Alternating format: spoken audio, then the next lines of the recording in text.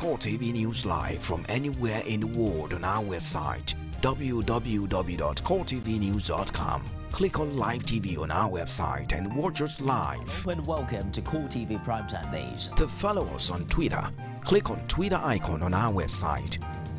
On Facebook, click on the Facebook and YouTube to see all our previous news production. You can also watch us live on YouTube.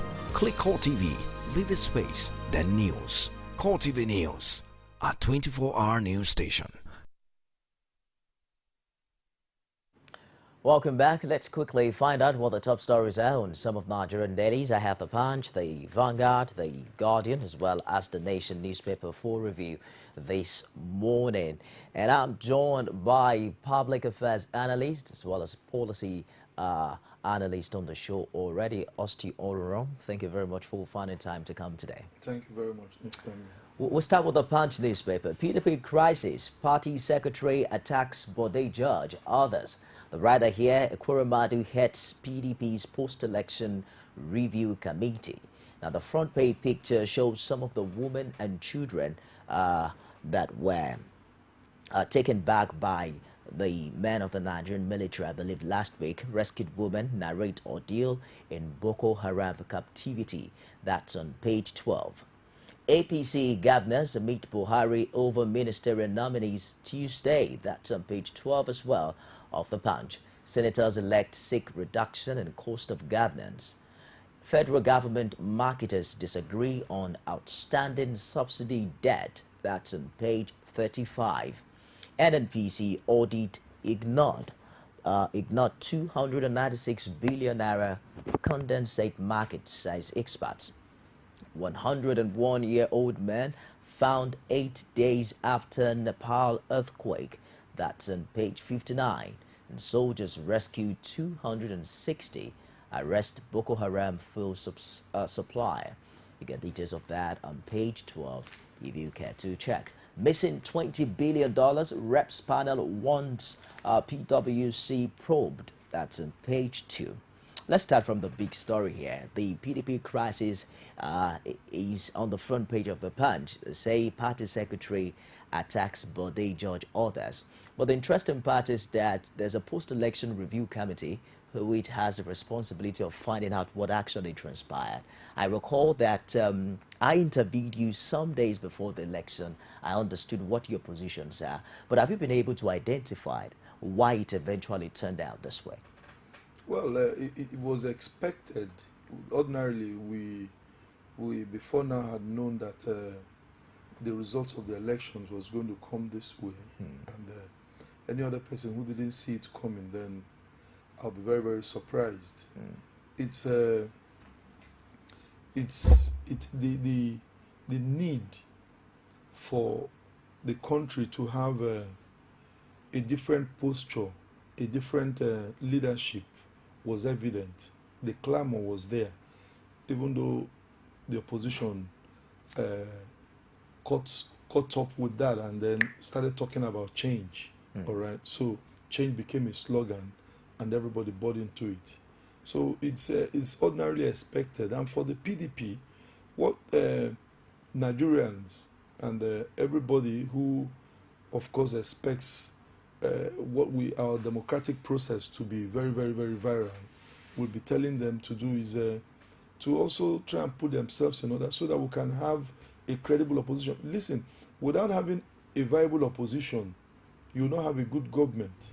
So if PDP today does not put up their house or put themselves together, you understand, to stand and also have a very, very, very formative opposition to what we have today, then the Nigerian people are going to suffer for it. So rather than these people come together and still lick their wounds and still mourn and still weep and cry over milk, of course, that has been spilled, what ordinarily we would have expected them, for the generality of Nigerians and for issues that border on good governance, to begin to do right now is to see how they can come together and for Nigeria and Nigerians put up a formidable opposition and make this government work And when I mean work, because there's so much work to be done.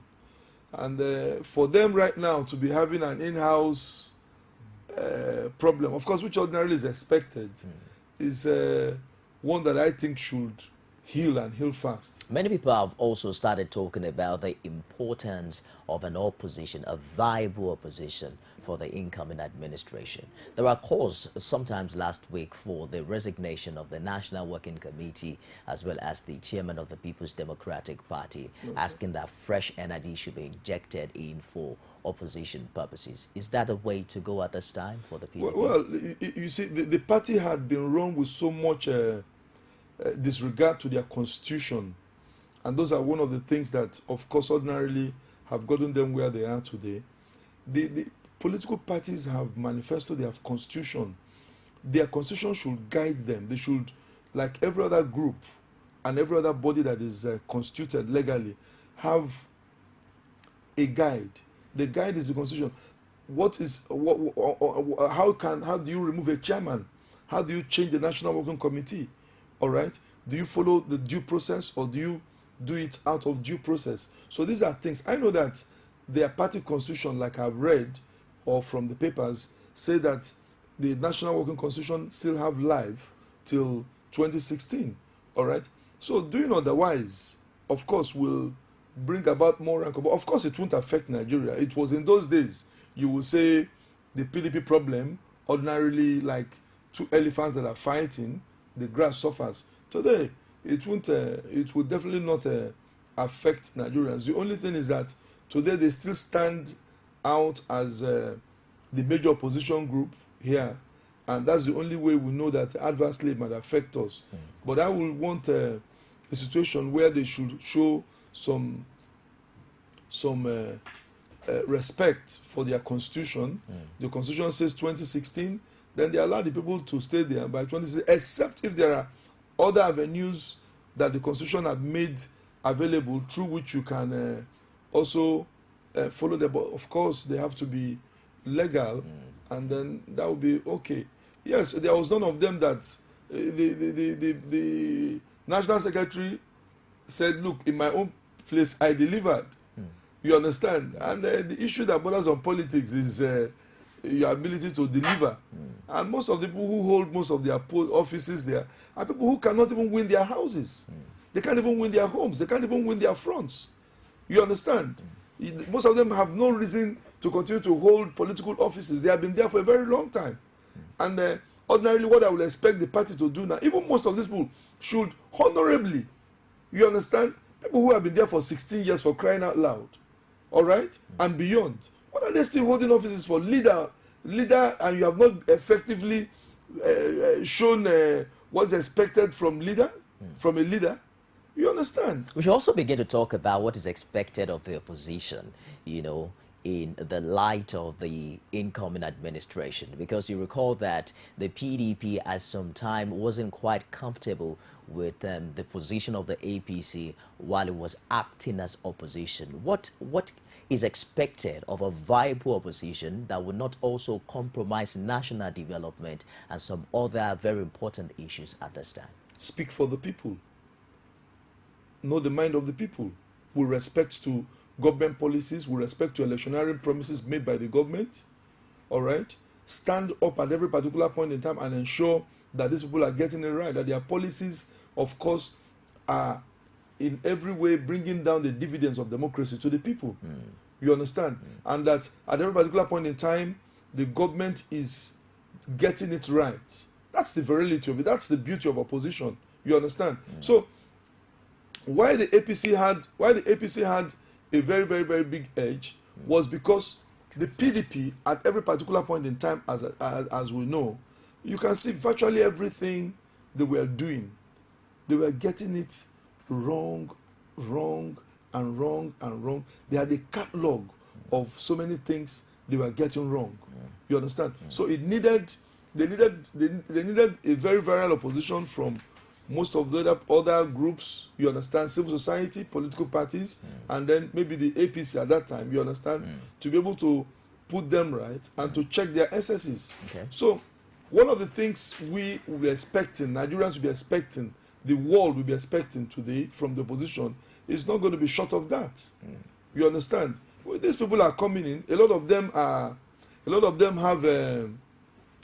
have ideas that have not been tried. The president himself has been out of the system for a very, very, very long time, and he has not held any office. He has not held any position of governance, you understand, or managerial office since he left far, you understand, and he went into power as military head of state. So he's coming into a terrain that, of course, is a little different from what he left. And these things, what he's going to be confronted with now is going to be practical. It's no longer a book talking from the sideline. He's now in the field playing the match. You understand? So it's not going to be as easy as we expect. He's not going to perform miracles. That's right. You understand? And the expectations of Nigerians are high. And I pray that Nigerians don't come down on him in the next 5-6 months. Well, the front page of the picture, of the Punch also reminds us of the insecurity challenge. You recall that the Nigerian military recaptured about 200 girls and 90-something women from Sambisa Forest last week.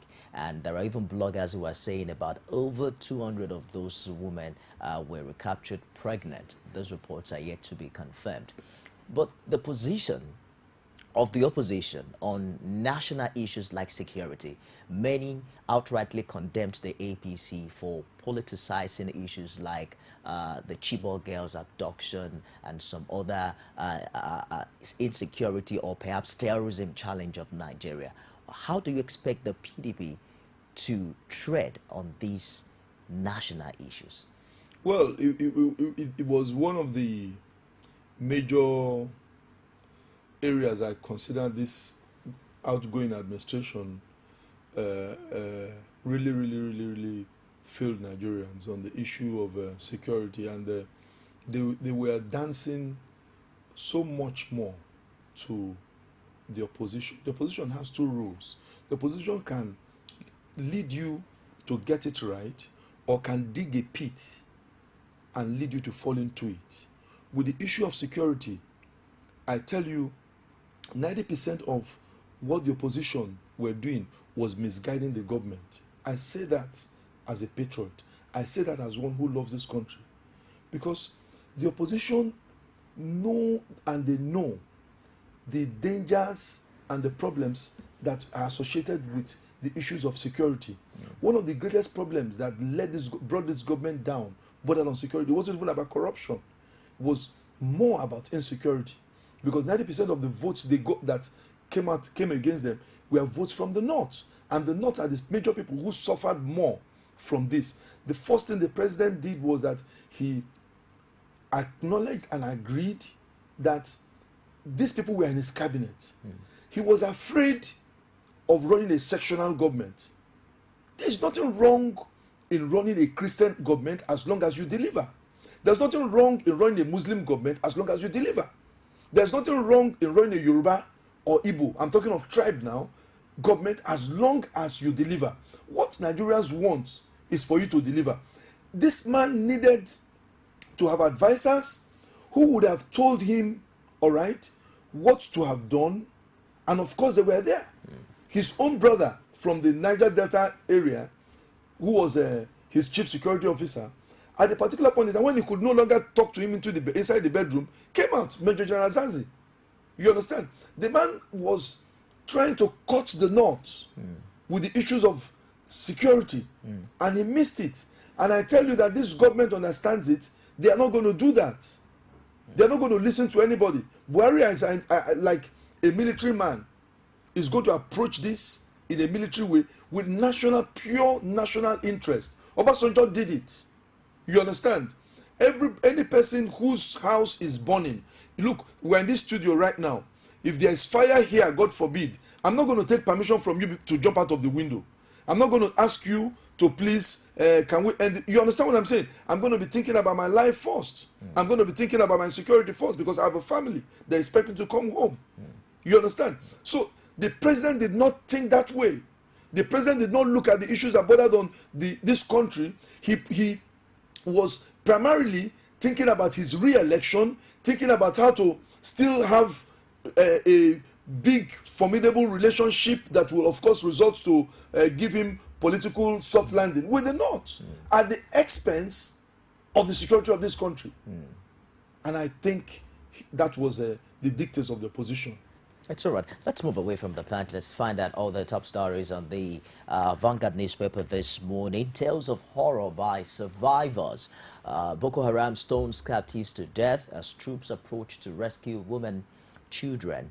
Military releases videos showing insurgents fleeing area bombardment in Sambisa forest.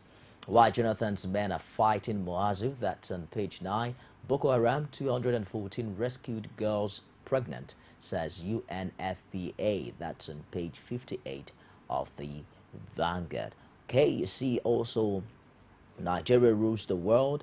From left is Blessing Okagbare, Regina John, Dominic Duncan, and Christy Udo celebrating the 4 by 200 meters gold, the one at the IAAF BTC World Relays Bahamas 2015.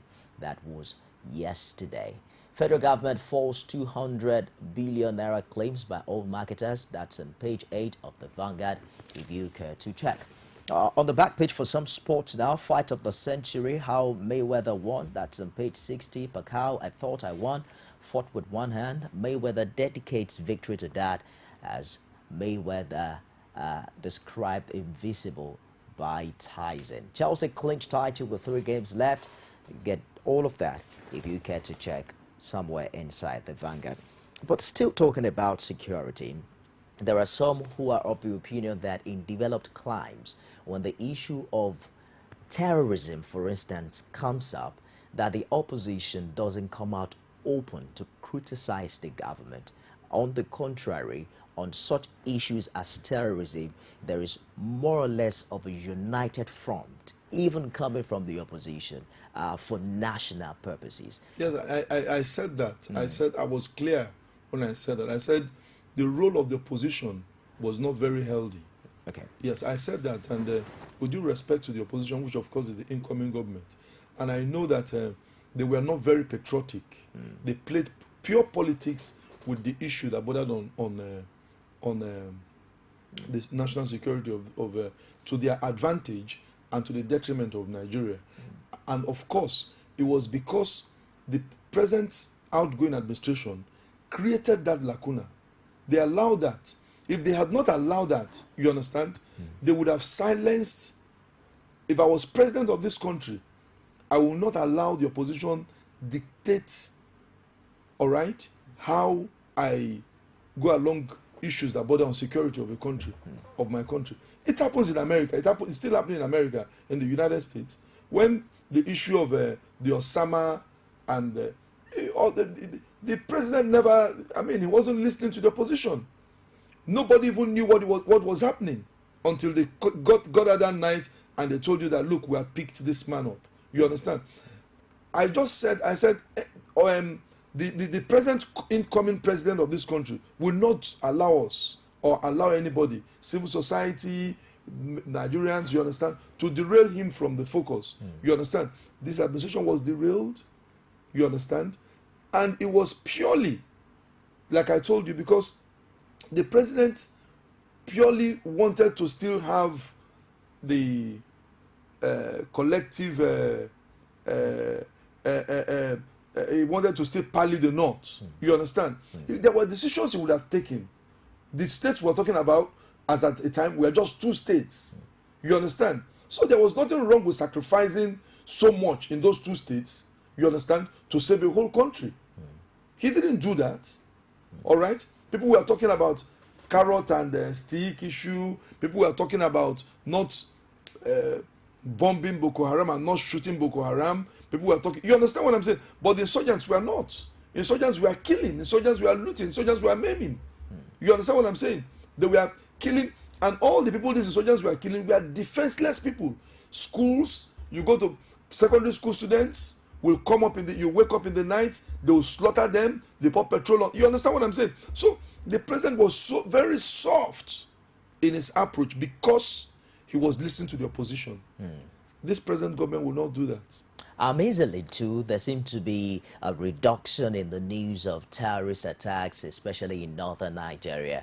Many are in between two divides. Many are beginning to say, could it be the onslaught of the regional force against Boko Haram in northeast Nigeria, or the way the presidential election turned out on March the 28th? We'll talk more about that after this commercial break. Stick around, don't go away.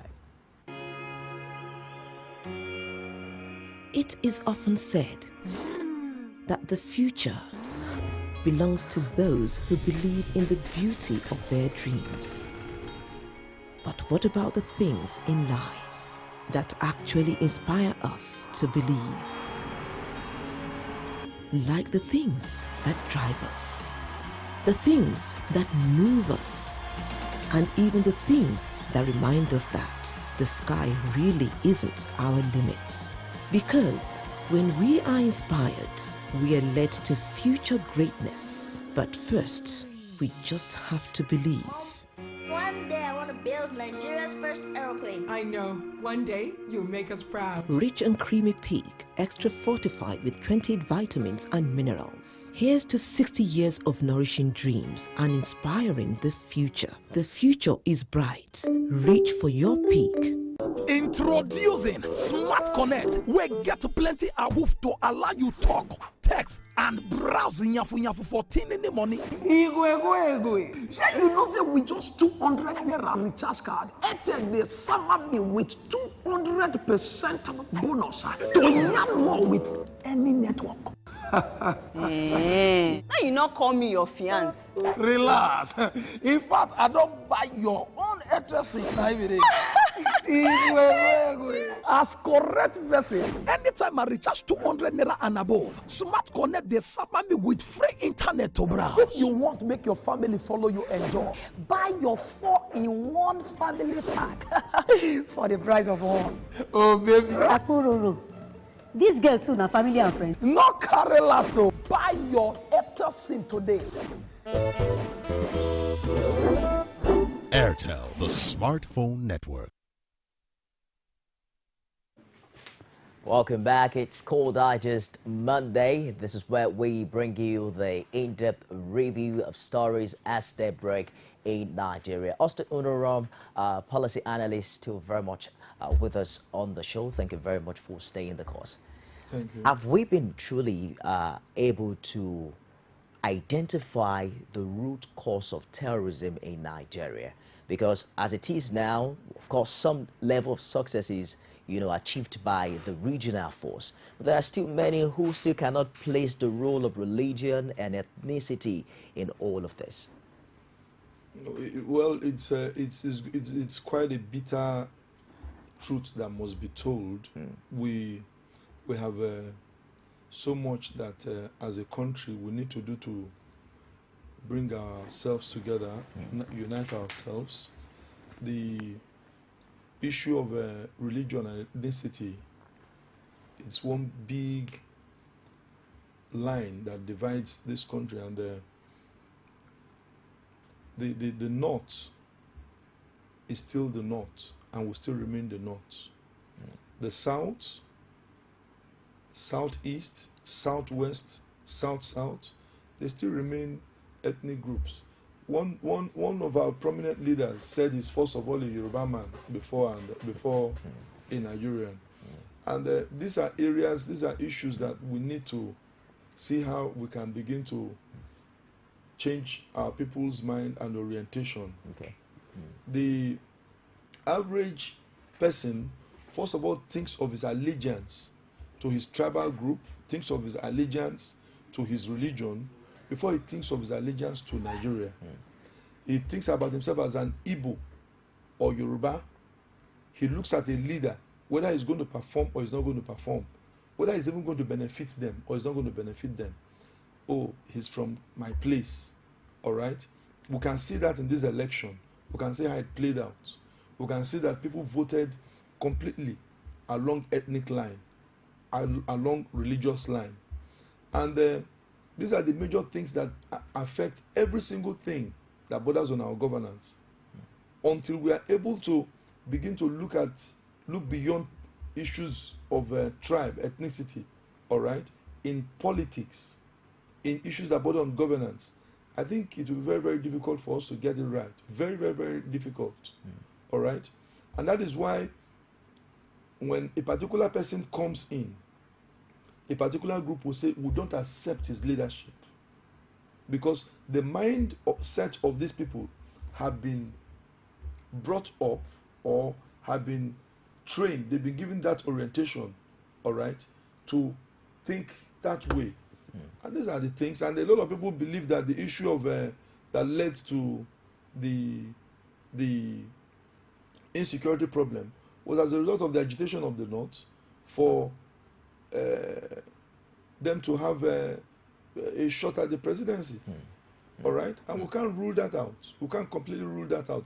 Even though there were problems that most of us believed were very, very strong issues that needed to have been trashed out before now. The president was not, he had a boss, Yaradua, who came from the North. Obasanjo had done 2 years, 2 terms. It was a turn of the North if these things are followed. And overnight, a man who came in, you understand, truncated that. You understand what I'm saying? So, even before then, actually, the Boko Haram issue had started. But I think that also increased the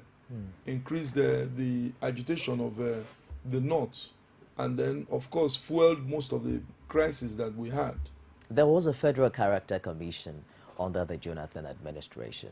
There was the zoning formula and several other political tactics, that were used. Yet the issue of sidelining a particular ethnic nationality still characterized the polity of the day. What have you been able to really identify that uniting factor that will bring Nigeria together as one indivisible nation? Because if you consider the plans also by the incoming administration, there are lots of zoning that is also being talked about as a guest who become the Senate president. Where do you get your ministerial nomination from and all of that? What is that uniting factor that will make us see beyond where we come from and identify ourselves as Nigerians first before any other thing? You see, if you look at the areas where we have gotten it right, all right, and the areas that have united us as a country, they should be able to give us clear pointers of where we're getting it wrong.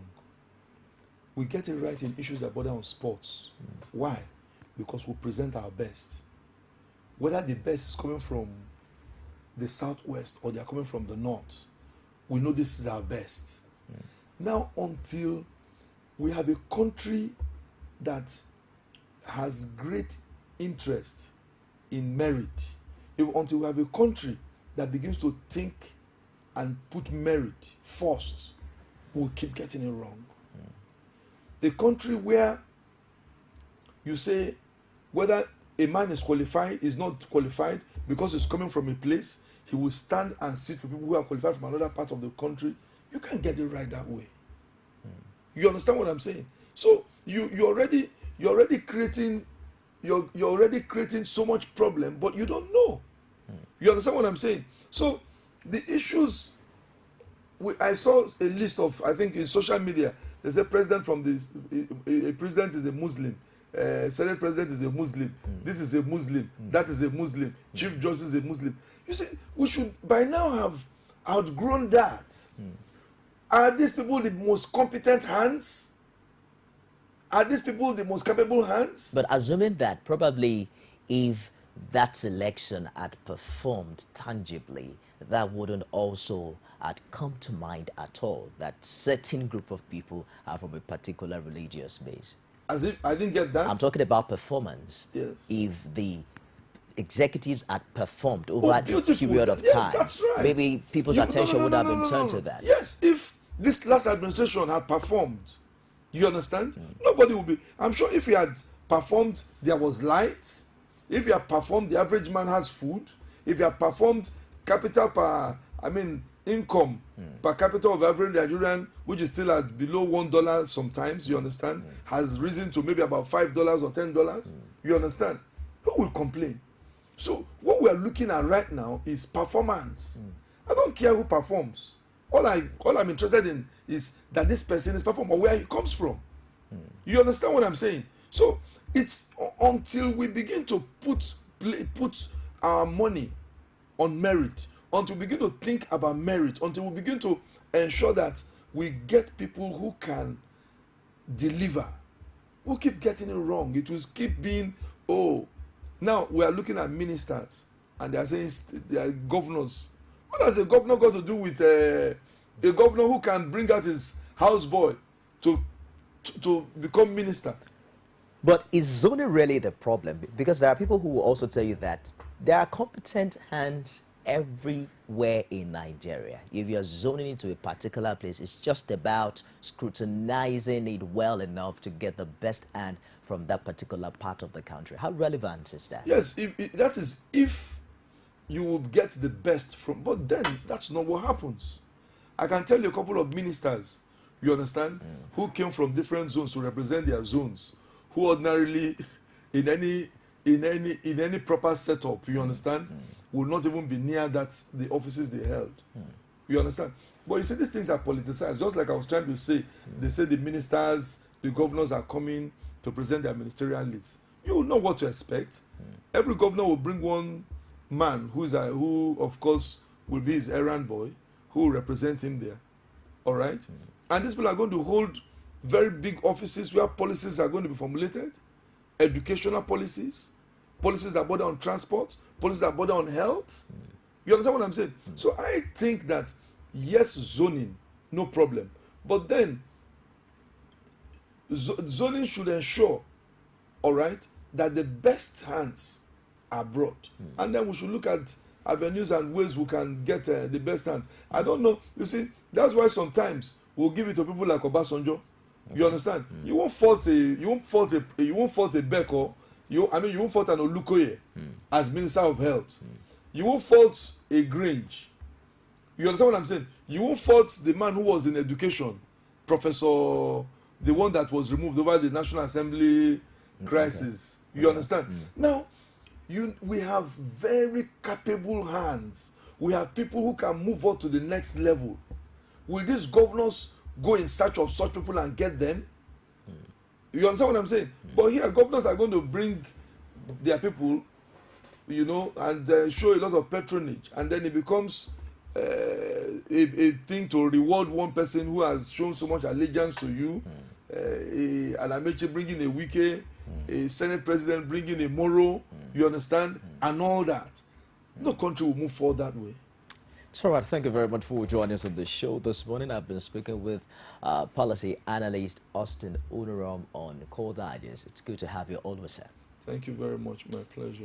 There seems to be an impeachment fever sweeping across the country. It kick-started in Ondo State. I believe even prior to that time, there was a particular deputy governor that was impeached in southeastern Nigeria. The deputy governor in Ondo State was impeached. A particular deputy governor was also served impeachment notice in the north last week. Of course, you know about the impeachment notice served on the governor of Ekiti State. But just this morning, lawmakers in Enugu State began impeachment proceeding against Governor Sullivan Chime. He's accused of high-handedness and corrupt enrichment. The state government dismisses alleged plot to remove the governor. The governor's spokesman Chikudi Achife said Speaker Eugene Odo has been removed and the new speaker elected. He also recalled that reports from Enugu says the governor had asked the state assembly to approve the funds of a secretariat project, but it was turned down by the state assembly. The unapproved 11 billion naira allegedly led to the power play between members of the House of Assembly and the state government. The governor then allegedly induced some members of the assembly with some money to impeach the House Speaker, Eugene Odo. When we come back after this break, we'll be talking about the 8th National Assembly, the kind of relationship actually expected between the executive and the National Assembly, as well as governors and the respective state House of Assembly. Stick around, don't go away.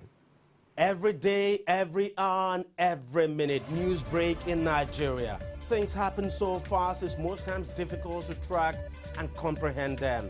But that's what we do right here on Digit 360. 2015, would you want to come back again? It's like asking Jesus Christ if he knew he was going to die, will you want to come back as the savior of the world again? We do not just help you track the stories, we break them down, explore all the angles, analyze the issues so that you can fully comprehend the stories and use them to make the right decisions.